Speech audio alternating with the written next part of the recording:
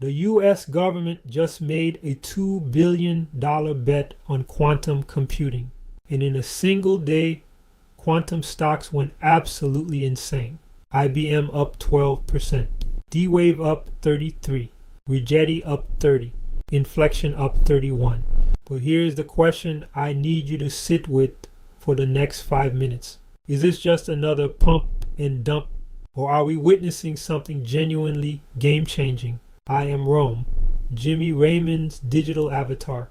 We listen to the experts so that you don't have to. Let's go. Let me break down exactly what happened.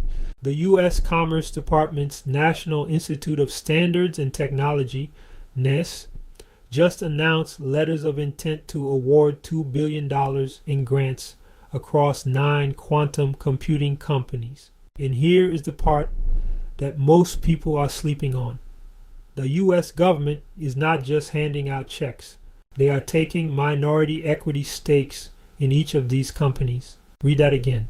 The United States government is becoming a shareholder in quantum computing companies. IBM is the biggest winner, receiving $1 billion. IBM will match that with its own $1 billion investment to launch a new standalone company called Anderon, a 300 millimeter quantum wafer foundry based in Albany, New York.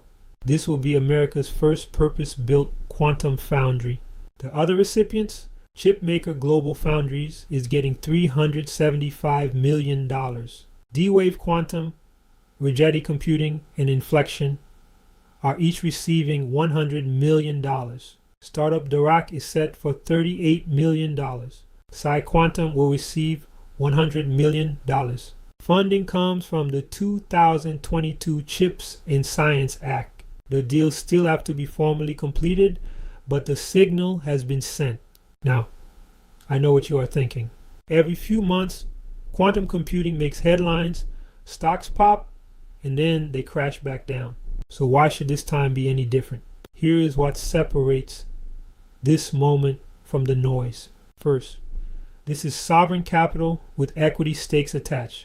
When the US government starts taking ownership positions in the technology sector, that is not a press release. That is a strategic declaration.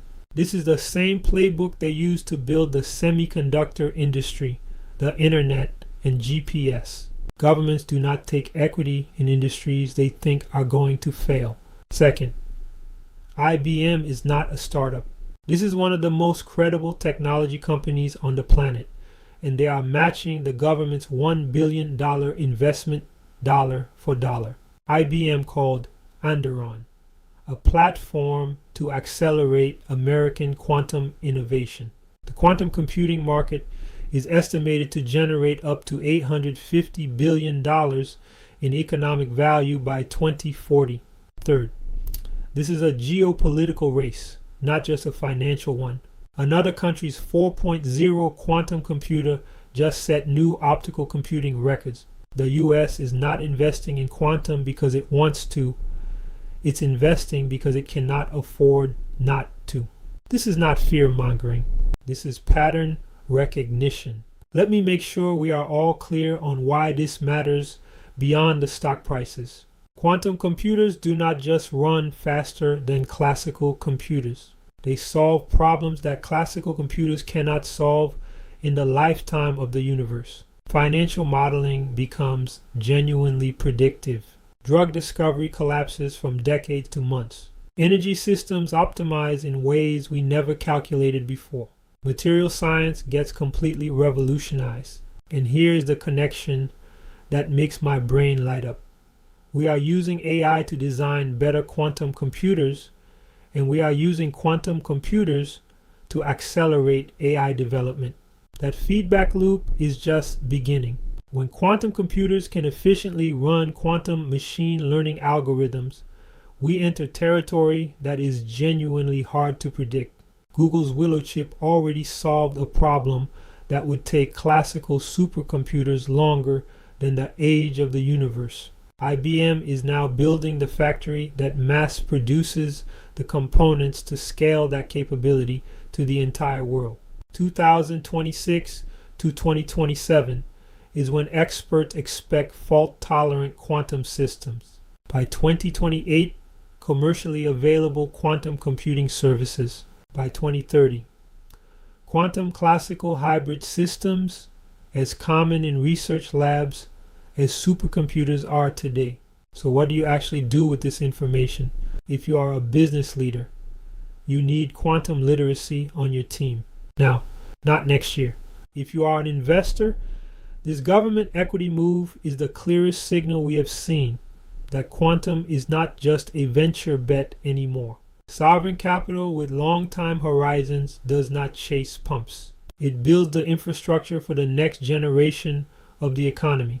If you are a professional in AI, finance, healthcare, or material science, quantum does not replace what you do. It amplifies it by orders of magnitude. The professionals who understand quantum's applications in their field will be the ones who direct these systems, and the ones who do not will be optimized around. The organizations making moves right now, the IBMs, the D-Waves, the Rigettis, these are the companies that will define the next decade. But more importantly, the people who start building quantum literacy right now are the ones who will lead inside those organizations. The rising tide lifts all boats, but only if you are in a boat. Pump and dump, I have been wrong before. But $2 billion in sovereign capital with equity stakes attached, in the same week, quantum companies are posting 30% single day gains. Does not feel like noise to me. It feels like a signal. The future belongs to those who move first. The question is not whether the quantum revolution is real. The question is whether you will be positioned to benefit from it when it arrives, fully, unstoppably, and it is already arriving. Subscribe so my team can keep you ahead of moves like this before the rest of the world figures out what is happening. Drop a comment. Is this the real deal, or is the hype getting ahead of itself? I read every single one. I am Rome, Jimmy Raymond's digital avatar. We listen to the experts so that you don't have to.